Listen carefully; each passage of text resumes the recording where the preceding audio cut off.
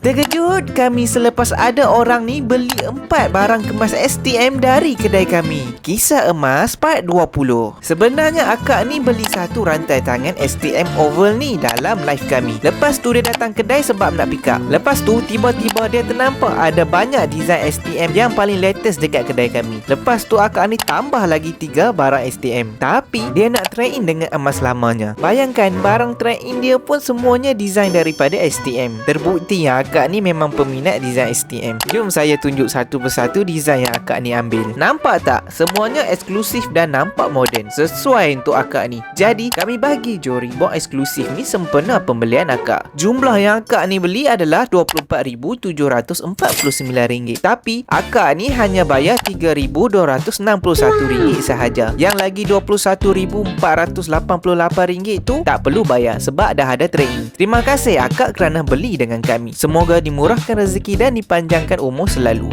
Korang yang nak pakai desain eksklusif tu, jemputlah datang kedai kami. Ingat emas, ingat Ramzan. Jemput datang.